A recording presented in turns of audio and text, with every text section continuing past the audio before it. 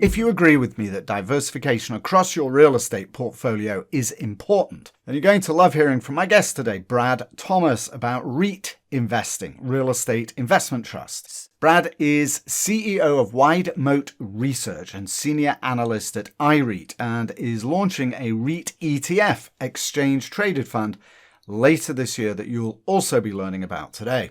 Adam Gower here, and as heretical to say it as it may be, I do like the volatility of REITs versus private equity investing through syndication as a way to balance out my own personal investment portfolio in real estate. But until meeting Brad, I'd never really found anyone who could talk about it with the kind of authority that I want. Especially now, in Q4 of 2022, when the economy and markets overall are in turmoil, opportunistic buys in real estate are inevitably going to start showing up, and keeping an eye out for hammered down REITs that have good fundamentals is as good an entry point as any. Brad has some stellar credentials, and I'll include links to the best of his resources on the podcast page for today's episode at gowercrowd.com. While you're there, of course, be sure to subscribe to the Gower Crowd newsletter. It's totally free, and it's the only newsletter on the web that focuses exclusively on the real estate crowdfunding and syndication world, providing resources, news and updates for both real estate syndicators raising capital and individual investors looking for places to invest their money. All there at gowercrowd.com. Just hit the subscribe button to sign up. That's it. Now, to learn more about real estate investment trusts, REIT investing, here is my guest, Brad Thomas. Brad, thanks so much for joining me today. It's a real pleasure to see you. I know that you've been doing some major promotions, so I do want to talk about those a bit later, but let's leave that for a bit later because you've got some very exciting news to share, I know. Why don't you start off? Tell me who you are, what your background is, what's iREIT? There's a bunch of other business lines you're in. Just give me the broad sweep of who you are, where you come from. Great. Well, I'll give you the Reader's Digest version, Adam. I know that's the shorter one, but I've been in this business for about 30 years, quite a long time. I would even go as far to say it started, when I was much younger than that, with my grandfather who built and owned and operated motels, not hotels, but motels in Myrtle Beach, South Carolina, back in the 60s. And then my mother has been in real estate now for about 40 years in residential sales with national and regional home builders. And when I got out of college, I decided that's what I wanted to do, is get into the real estate business. So I started out like most people do and got my real estate license when I was actually in college. Still have a license in the state of South Carolina. And I have started out being a leasing agent. And of course, that was a natural evolution to become a developer, because you just don't make a lot of money in leasing. And you get to see how these developers, these landlords, make all the money, the ones collecting the rent checks. So I decided that's what I wanted to do. So I started very small and building a lot of stores for net lease companies like Advance Auto Parts, O'Reilly Auto Parts, Walgreens, CVS, Tractor Supply. And then I gravitated up to some shopping centers and PetSmart and Barnes and Noble and then Walmart, of course, is the big one. So did that for about over 20 years. And then really it all kind of came to a sudden halt, thanks in large part to the Great Recession, which most people could remember still. And it certainly will always remember that for me. And that really caused a big pivot in my life to occur. And I really had not even anticipated or thought about getting into the publishing business. There's a website that I still write on today called Seeking Alpha. And I just started writing there. It's many people write, thousands of people write on Seeking Alpha. And, started writing articles, and people some of the people liked what I wrote, and started writing more articles. And now 12 years later, I am the most followed on Seeking Alpha. I think over 103,000 people follow me there. If you don't follow me, please follow me there at Seeking Alpha. And then recently I launched a new product, really just taking me and a team that I really handpicked from Seeking Alpha to build out a business called Wide Moat Research. So that's WIDE Moat, MOAT Research. And that's where you can find me. And we've published now, we've got newsletters and many other products that are getting ready to follow. So I'm really excited about kind of the next chapter in our publishing career. And obviously I still focus on REITs and really real estate investment trusts. And perhaps we'll talk about it here, but yeah, I am, I guess, a leading expert in REITs. I've written books, multiple books on the subject. I'm actually getting ready to write my fourth book, which is going to be called REITs for Dummies. And I don't know, Adam, if you would qualify for a reader, because I know you're not a dummy, but some people might like the basic, REIT book. So we're doing that. And then I teach at REITs at the prestigious New York University, NYU. And so that's another, and I lecture at some universities you probably have heard of, Cornell and Georgetown and some of those others that frankly, I could have never got into myself, I'm sure, when I was younger. So anyway, Adam, that's my Reader's Digest version right there. All right, perfect. Thank you so much. And so now, of course, that you're writing a book for dummies, I'm going to feel completely no compunction to ask some dumb questions about REITs. All right. So one of my let me start with this question about REITs. So as you know, I'm in the real estate crowdfunding world, which means that people that follow me are interested in investing directly in private equity, directly in individual deals, for the most part, sometimes in funds. One of the big questions that they have is always, well, how is that different from a REIT? So without attempting to answer that question, I'm going to ask you, what is the difference between a REIT and a... I'll tell you, I do get that question a lot. I will tell you that because of the explosion we've seen in this crowdfunding world, thanks in large part to the Jobs Act. But yes, I think you're absolutely right. I mean, the differences are essential. Probably let's dummy it down to three. Reason number one, liquidity. When I buy a REIT, a publicly traded REIT, let's make the distinction, a publicly traded listed REIT, I get shares at a second's notice. I can click this computer screen right here. Here's my keypad, and there you go. I can sell, and I have liquidity. However, in the private sector, you don't have liquidity. If you decide to sell a property, you have to hire a broker, a listing agent, put together a marketing package, hopefully find a buyer, hopefully find a seller that agrees with the buyer, and then obtain financing for that buyer if they need financing, and then get the attorneys, and then we close. So that process takes time. It could take 3 months, 4 months, 5 months, or longer. And when we're in a slowdown in the economy like we have it now, it could even drag that out even further. Potentially even recession could even make that liquidity event even a longer duration. So I think number one would be liquidity. Number two, and this is an important one, and I learned this during my private years as a developer. One of my biggest kind of lessons learned when I was on the private side is diversification. When you invest in a real estate investment trust, most of these companies have significant holdings. They have large scale advantages, which protects them from really two ways, one from an operator perspective and one from a geographic perspective. So in other words, you don't have all your eggs in one basket. So diversification is a really powerful tool, again, in these publicly listed REITs. A lot of these smaller crowdfunding, usually those are, asset level transactions, or they may have multiple assets, but surely not, hundreds or thousands. I mean, there's a company that I own shares in called Realty Income, and they own over 11,000 freestanding properties. There's no way you can achieve that in the private side. And then I think the third one would be transparency. Now, this is an important one because, and you, Adam, I'm sure, is really an expert in your field, know this better than most, is that with a publicly traded company that's listed on the New York Stock Exchange, they're overseen by the SEC. They have to provide quarterly earnings reports and, of course, annual reports. And so there's a lot of transparency. Now, there is more legislation that has been coming in over time into the crowdfunding world, but certainly publicly traded listed companies, I think, are held to a higher standard, at least in terms of the reporting that you'll get with some of the private firms. So I think those three things combined are the major advantages. Now, I will say this, because I want to, because I do get this question a lot, should I invest on the private side? And I'll say that, lots of times, I mean, liquidity can be a good thing, but it can also be a bad thing. And we're finding that out right now. And we found that out in the Great Recession. And these market pull down sell-offs like we've seeing now, that can be extremely troublesome and worrisome for an investor, especially a retiree.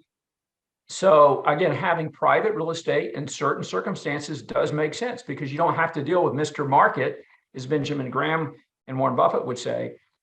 These daily fluctuations, or monthly or weekly or annual, you don't have the roller coaster ride in terms of the share pricing that you have with the public companies. So this dovetails into. I'm so glad that you went with that point. So it's actually the reverse of how I was going to ask you. But this is what I'm going to ask. What I noticed during the what you call the Great Financial Crisis, the global financial crisis, 2007 to 9, approximately, was that it seemed to me that REITs were hit with a double whammy.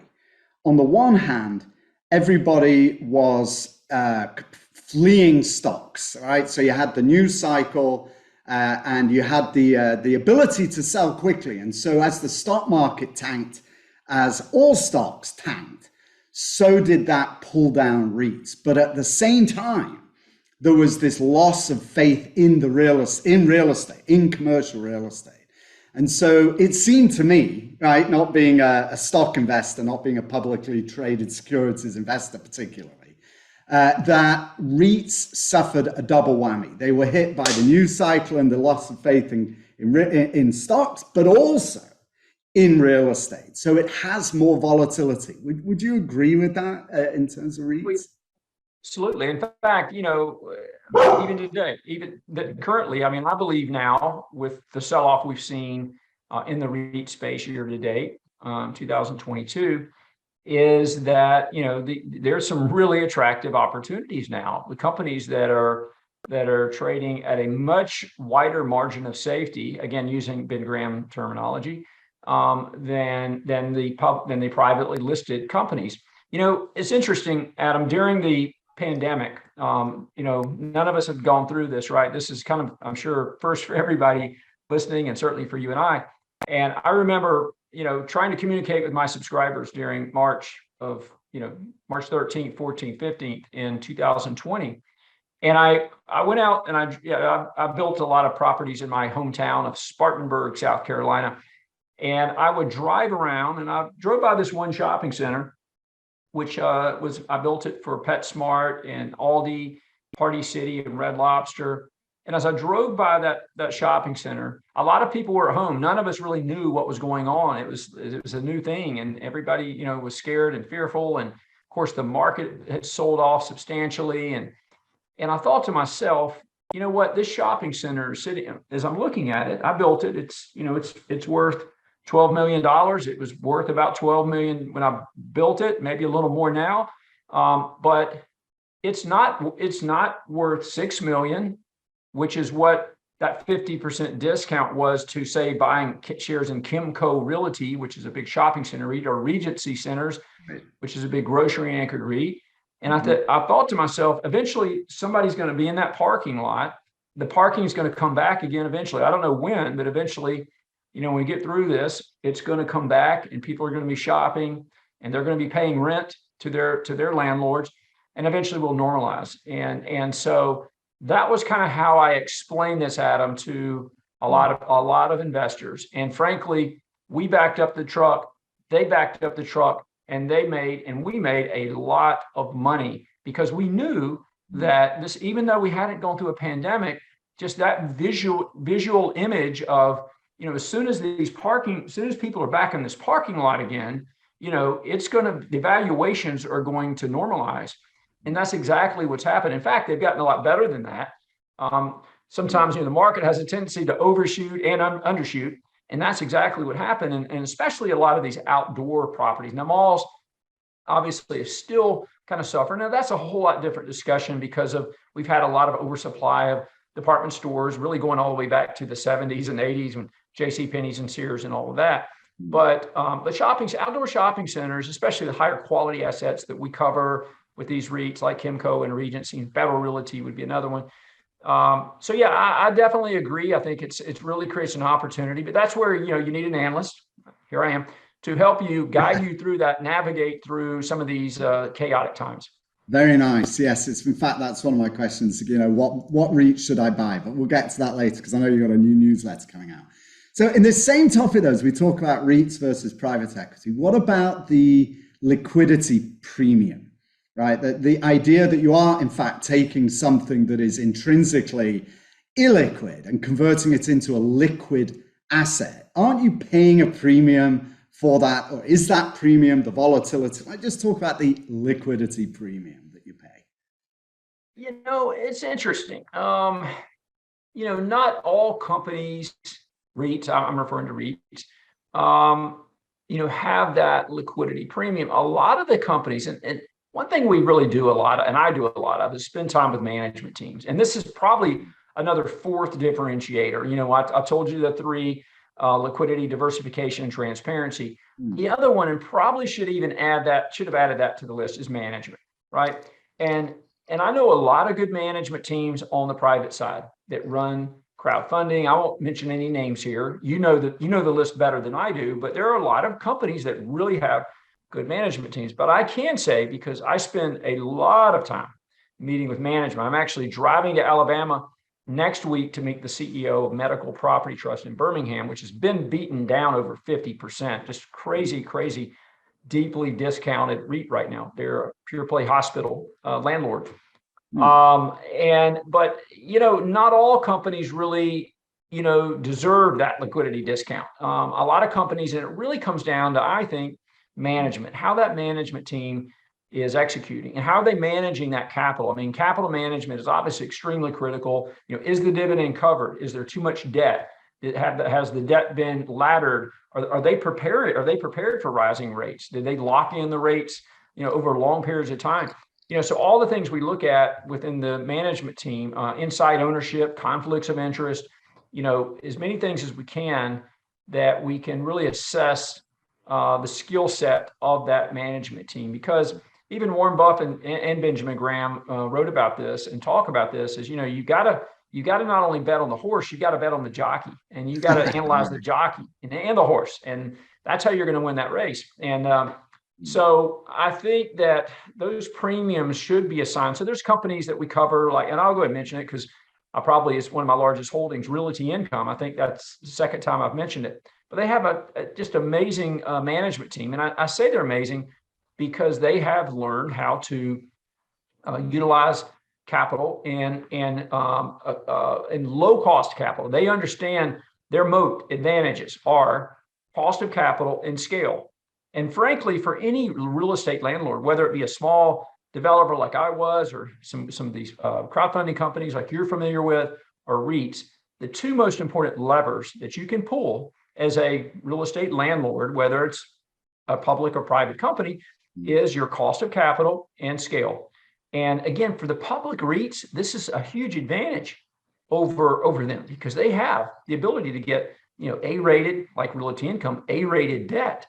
And on top of that, they can get debt outside of the U.S. because they invest in properties outside of the U.S., primarily in Europe. And that allows them to have capital sources outside of Europe that can hedge against the U.S. debt, but also provide cheaper cost of capital. They just did a raise this week, I believe, actually, in fact. And so even in this rising rate environment, they're able to transact accretively. In other words, acquire properties that generate decent spreads, profit margins. And so I think that the company like Realty Income certainly deserves a premium valuation because of those factors. Now, they don't today. Again, this is the opportunity set because Mr. Market wakes up. He's been waking up every day and he's feeling a little grouchy with REITs. He's just not really quite understanding. I don't know, exactly what he's thinking about. And again, you can never underestimate Mr. Market, but I will say the sentiment right now for REITs is quite negative. And obviously, for obvious reasons, it's over rising rates and inflation, and people are still fearful. I get questions every day, multiple times a day, about impact of inflation and rising rates on real estate. And I don't need to bore you with that because you know. But I will say I think companies like Realty Income, do deserve premium valuation. When those shares start going up, that obviously lowers their cost of capital. Their equity cost is lower. Now, today it's not as high.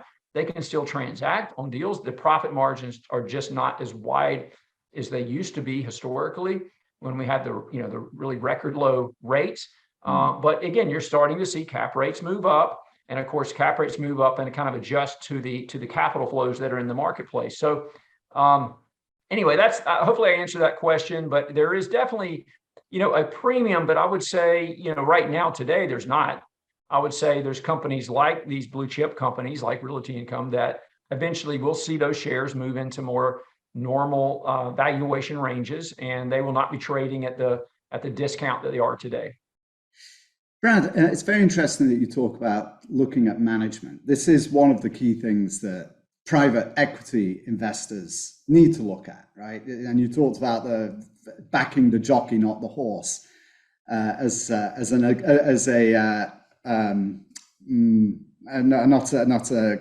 example is the wrong term, but anyway. But what do you look for when you go and see? Like, also blows me away that you're actually driving anywhere to meet anybody these days. But I'll leave that aside. What is your process, and how long do you spend for underwriting and understanding a management team when you go and look at them? First of all, I have a team here, and we have a total of 8 analysts who help. Within the REIT sector, I have 2 or actually 3 others who help me, kind of as research analysts. I have a junior research analyst. I think I mentioned I do lecture at some schools, so I'm able to pick up some interns, and that's one reason I enjoy lecturing, because you can always find really good interns and motivated interns, and there's quite a few. If anybody's interested on this podcast, you can get a hold of me and we'll talk. But I think a lot of it is the team effort. But look, I think we look at fundamentals. We cover fundamentals. One thing that I'm really excited about, I really haven't talked about this a lot, I'm launching an ETF index very soon. It's a REIT ETF index, and obviously targeted to individual investors. And so this particular strategy will be everything I do is fundamental based. We're not market timers. I understand technicals, but I'm a fundamental research analyst. So we look at companies, at earnings and balance sheets, income statements, et cetera. And so part of our ETF strategy is to automate a lot of our scoring models, automate our fundamentals. We haven't announced it yet. We're very close to announcing. I'll go ahead and announce it here, I guess. Please go ahead. But we've got a partnership with an AI group, artificial intelligence firm, and we're partnering with them to basically power our whole scoring model. It's all driven by fundamentals, so that we can assess the overall quality of company or valuation of the company in real time, and that's meaningful. And that's why the title of my latest book is called The Intelligent REIT Investor Guide. And again, if you probably know, Ben Graham wrote The Intelligent Investor. So we have the Intelligent REIT Investor. And but to make intelligent decisions, smart decisions, we look to streamline our research, and we're going to be doing that through our automated AI tools. So this is going to be a really interesting, and that's what's going to power our ETF, by the way. So I think really excited to have this product to market very soon. And but that's, in essence, we do spend a lot of time on these companies. It's not just like being an accounting nerd and looking at Excel spreadsheets. Again, I spend a lot of my time meeting with management teams, because a lot of these interviews, I may learn a few things about the company, but I also may learn a few things about the competitors, or I may learn some things about just the overall macro trends of the industry. Look, 4 years ago, and I promise you, I've never, I'm going to disclose this, and this will be available in public. I've never smoked marijuana. Okay, I've never had it. At least you didn't inhale when you did. Yeah. A lot of my friends have. And not a lot, but some. And but no, so I didn't know cannabis. What is that? And so I spent a lot of the last 4 years really educating myself through consistently meeting with CEOs of all these, there's a lot of cannabis REITs now. There's five companies that we cover. And I'm sure you're seeing those in the private side as well. And that's only a result because there is no federalization. It's hard to obtain. These big banks aren't lending. Bank of America is not lending to cannabis. So you have to go to some REITs in a real estate format or some private deals. But I've become, fairly educated within that space. Same thing applies to cell towers. I mean, with the exception of I've got multiple cell phones and I pay a huge AT&T bill because I've got a bunch of children. I didn't know about cell towers. And so now we cover the cell tower REITs. Data centers, of course, cell towers and data centers are connected and part of that ecosystem we call the technology trifecta, which also includes that third leg to the stool is logistics. That also connect cell phones, cell towers, data centers, and logistics.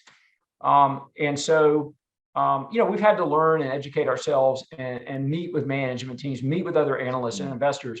So I would argue, Adam, I probably have a very large, extensive knowledge of real estate globally. And it's not because as I said, I don't have a degree from Cornell. I wish I did. I teach there in NYU, but it's because of all the, interaction. I'm like a sponge. I soak it all up. People like Sam Zell, who I met with just a few months back. He actually gave me a testimonial for my book, which I'm very, very thankful for. But that's how I do it. And it's been a 12-year process, even a year than that, where I was in the trenches learning how to build all this stuff, from the ground up. Yeah, it's interesting. I spend doing what I do, helping sponsors raise capital online. I spend an enormous amount of time. Most of my time is spent interviewing sponsors, interviewing the principals to understand what makes them tick and what's their investment thesis and their strategy. And I get to know them extremely well. That's what I was asking. But, are there any key things that you look at? Are there any red flags that you see when you go in somewhere that you just think, oh, something's amiss here? I'm not so sure. And then if you do see something like that, as an analyst, how do you report it? How do you communicate that? I'll tell you, this is interesting. It's, the game is all about managing risk. And I've got a book somewhere. I've got a bunch of books around me, and I don't know where the book is. There's a book I have that Howard Marks wrote. See if I can find it here on my shelf. I think it's right here. But anyway, it's a Howard book, Howard Marks, which is a very successful investor. And the game is all about managing risk. And risk is, in his book, these are some quotes: risk is inescapable. We deal with it every day. When I walk to lunch here in the next 30 minutes, I got to be careful I don't trip over and get hit by a car. I mean, life is all about managing risk. That's it at the end of the game. I'm trying to teach my children this, by the way, because they don't quite grasp that concept. And it's only when you really go through really tough times, Adam, like I have, and I'm sure you have, and most of all of us have gone through adversity. But it's really through that adversity in life that you really start to appreciate risk. And you think to yourself, well, if I hadn't have done this, if I hadn't have borrowed so much money before the Great Recession, maybe I would still own some of those buildings that I don't own right now, and maybe if I would have underwrote that tenant before I put them in my building, I wouldn't have had to spend all this money to kick them out, and so there's all this that goes into play. So I think ultimately what we should be doing for our subscribers, for our products and clients, is to manage risk. And so we have to look at these risks. It's not just, we can't just paint this pretty picture and say, well, buy. This is an 8% guaranteed money for life. We just can't do that. We've got to go in and say, okay, is that 8% guaranteed? Is it too good to be true? There's a term that I've actually, I won't say I've coined it, but it's called sucker yield. And a sucker yield is when you see yield, dividend yield, that's 8%, 9%. And when it's getting close to double digits, and if it's 10, 11, or 12, man, you got to be careful. That could be a sucker yield. And all that means is you're not a sucker because you bought it. It just means that it could mean that, but it really means that I'm not calling everybody dummies and suckers, by the way, on your show. But that's all right. But that's what a sucker yield is. And so we try to look at the yield of the company. We will make sure that income because most investors are really buying real estate for income. It's income producing. So you're buying it to get that income so you can live off that or retire off that. Income is essential for life. That's period in a chapter. Everything we cover, every stock we cover has income. We don't cover stocks that have no income. If there's a tech play that looks beautiful, that doesn't pay a dividend, that's fine. Somebody else can cover that. I want companies that produce solid, durable, repeatable sources of income. And so I think the income, we really focus on that. We make sure that the income can continue. And most importantly, that the company is covering that dividend with a wide margin of safety, not just barely, but we'll make sure there's enough distribution, there's enough cushion in case something happens. And again, I'm old enough to know I've gone through multiple recessions, now pandemic, and you know what? There's going to be something else that you and I don't know what's going to hit next, but we got to prepare for it. Right, and so on that topic, you've you've already pre-announced your launch, so I'm very grateful for you doing that. But you also mentioned some news. It's like I got a scoop. You also mentioned some newsletters. Now, so my question is: should investors be considering commercial real estate now? Should they be considering REITs, and how do you help them make those decisions? Tell me about that in terms of your newsletter, please. Look, I mean, I think real estate, first of all, if you go to the Forbes list, I think this is interesting. And because I've gone through it whenever Forbes comes out with their report, and most everybody on that Forbes list, they own some real estate. Now, they may not be all in real estate, but they also own real estate. So think about that. The billionaires are doing it. And a lot of billionaires are billionaires because of real estate. You can't see my window out here, but I'm looking out a window, 22nd floor of a building, and looking over at the beach over there. And there are more billionaires out that window than you can imagine. When I drive around, I see them, and fortunately, I'm able to spend some time with some of those billionaires.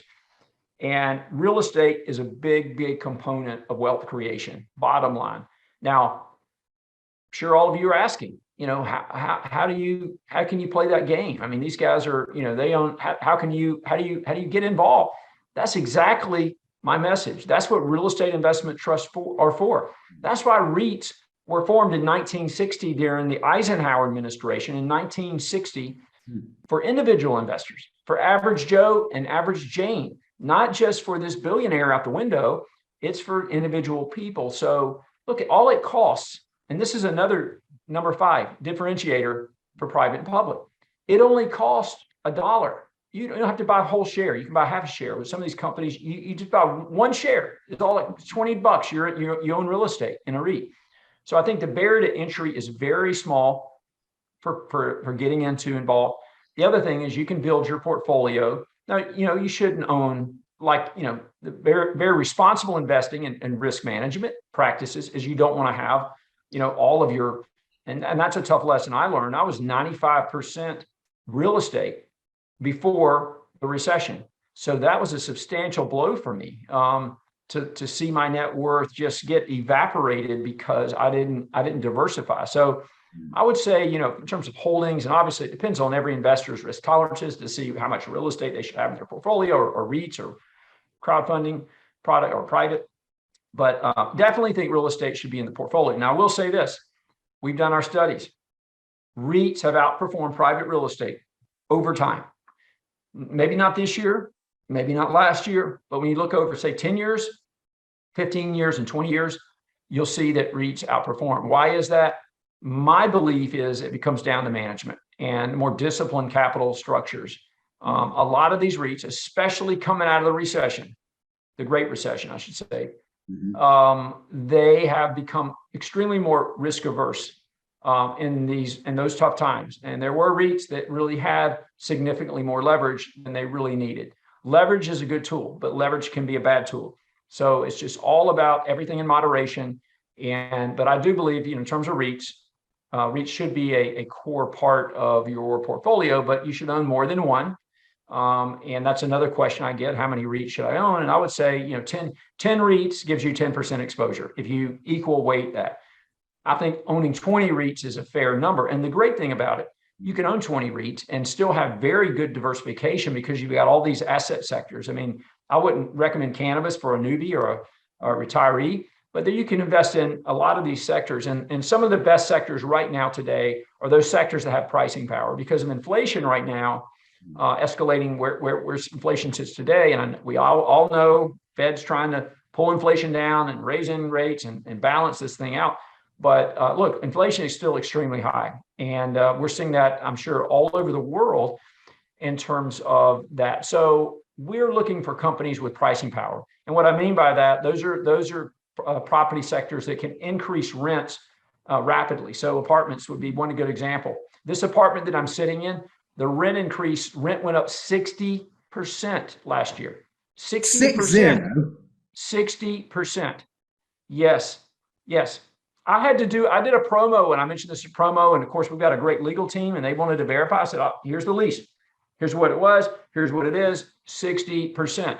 Well, all I can think is, I hope you're the landlord. Yeah, no, I'm not. And these are all apartments. You can't condo them. But it's crazy. But again, yeah, exactly. You want to be the landlord, right? That's the guy with pricing power. It's the golden rule. He who has the gold makes the rules. Yeah. So, apartments and self-storage, those are really good. Self-storage is another really terrific sector. So we want to look for pricing power, those companies that can grow. I already mentioned the technology, sectors and cell towers, data centers, and logistics. I mean, those sectors just are not slowing down. I mean, the demand for data across the world is insatiable. The cloud is filling up. I've got, as I mentioned, 5 kids. They all have their phones. I don't know how they store so much on there. I guess I'm getting charged with AT&T. Who knows? But I mean, they've got all these pictures, all these little selfies they do on TikTok, and all that means is that's going into the cloud. And guess who's getting rich? It's the data centers and cell phone companies that are getting rich. So that's where we invest the capital, because we know the demand for data is just, it's crazy how much technology has advanced over the last really 10 years. That's so it's exciting. Yeah. So when will your ETF, is that going to provide investors with a bucket of these 20 REITs, so we don't have to think about which ones to buy? We need to wrap up, but I'm dying to hear about it, because I stayed away from any kind of publicly traded stuff because I knew that if I looked at it, it would totally dominate my life. I would never stop looking to see what the price is. So I want easy, quick routes to solutions like you're describing. I agree with you, and it is very time consuming and addictive at that. But look, the purpose for this ETF, I never thought. First of all, I never thought I was going to be a writer. I mean, I made, full disclosure, I think I made C's in English. I mean, my English teacher would be rolling over right now, literally. And she might still be alive, by the way. But give her all the credit then. She did something right, obviously. Yeah. Well. But again, I never considered myself a great writer. But what I did learn is how to connect with the audience and how to understand, how to listen to people out there. So all I'm doing is responding to them. And so over 12 years of writing and 103,000 followers on Seeking Alpha, the light went off, because I have people just like you. They're saying, hey, I don't have time to spend hours a day to analyze these companies. Everybody's so busy. This world we're living in is so fast paced. And I said, okay, wait, I will put together something. I've got something coming to you. So what's coming is this ETF.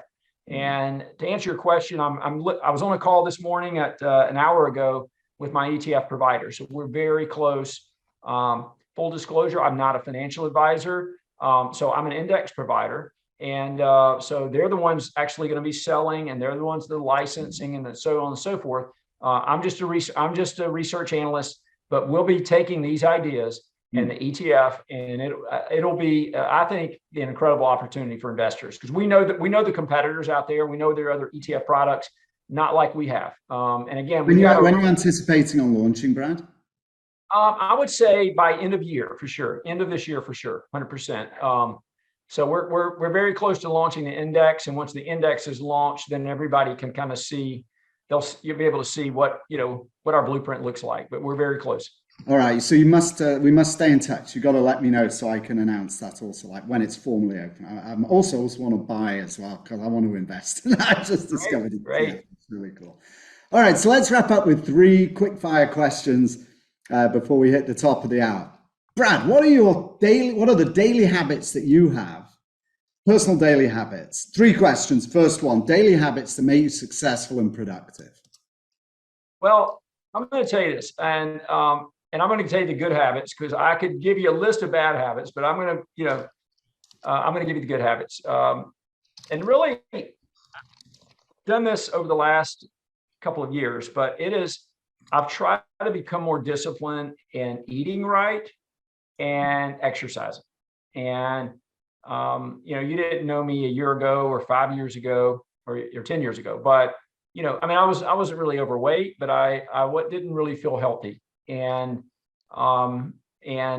just had to keep, my clothes started getting tighter and all this. So I just became more disciplined, and I went to the gym every day, but I didn't really, I wasn't really eating right. I felt like, hey, I could go to, back when I played basketball when I was in college years ago, decades ago, and I could go eat 3 cheeseburgers and burn it off, so the older you get, it's just, metabolism slows. And so I've learned to kind of eat better. And I've had some really good mentors who have helped me along the way, to get there. So I think that's probably a good habit that I've really formed is get up early. I get up every day about 5 o'clock in the morning, and I go for about a 3-mile walk. I'm not a runner. And then, to me, that's a good time of the morning for me to focus on what I'm going to do that day and then go get it done. And then I go to bed early at night because the only way to get up early in the morning is you got to go to bed early at night. And I think those are some habits. That's probably the best one I've got. All right, good. And that's I've got a lot of bad ones, but we'll save that for another day. It couldn't be more appropriate than sitting in a kitchen. Second of my last three questions, what's the hardest lesson you've learned in real estate? I think I touched on it, but I'll touch on it again and probably emphasize it even more. It's just diversification. I really, leading up to the Great Recession, I had a partnership, and it had all of my eggs in one basket. I had no diversification. We had multiple LLCs. I mean, multiple businesses, single purpose entities, LLCs. Yeah. But there was one master partnership, and it imploded, and it was very hard to unwind it. And that was really the biggest lesson for me is I'm not going to have my whole life dependent on any one person or even one company. And so I just, you just got to always diversify. And again, the game is about managing risk. And that is probably the most important lesson for any risk management practice is to always, always remember to diversify. Last question. Thank you so much for your time. Last question, I promise.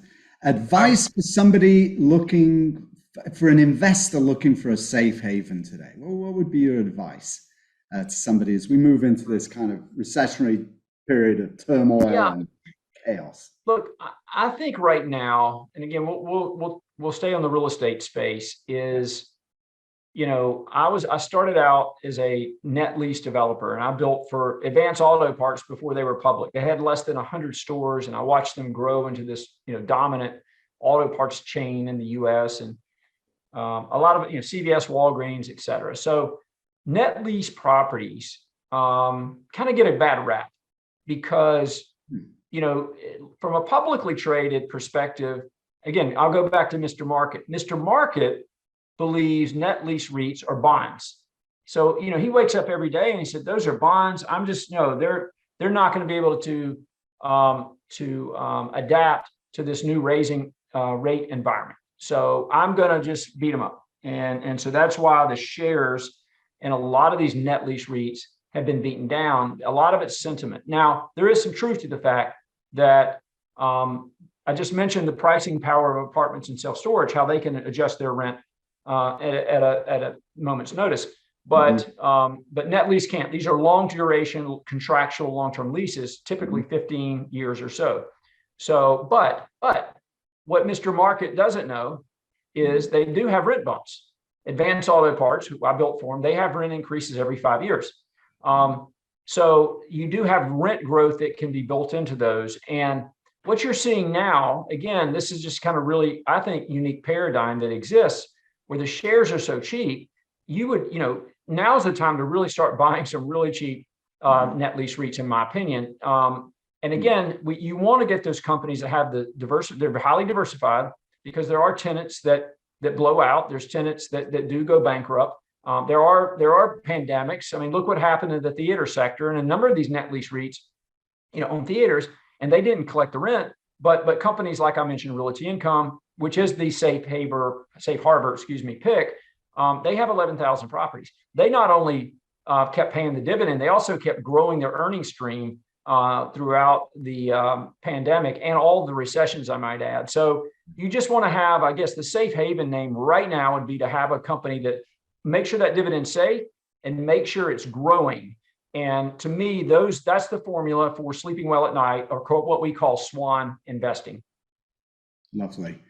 Brad Thomas, what an enormous pleasure. Thank you so very much for joining me today. You bet. It's nice to see you, and I look forward to connecting again soon. That was Brad Thomas, CEO of Wide Moat Research and Senior Analyst at iREIT. Be sure to subscribe to the Gower Crowd newsletter at gowercrowd.com. It is totally free, and we are the only website that focuses exclusively on the real estate crowdfunding and syndication worlds, specifically for real estate sponsors raising money and for investors looking for places to invest. All there at gowercrowd.com. Just hit the subscribe button to sign up.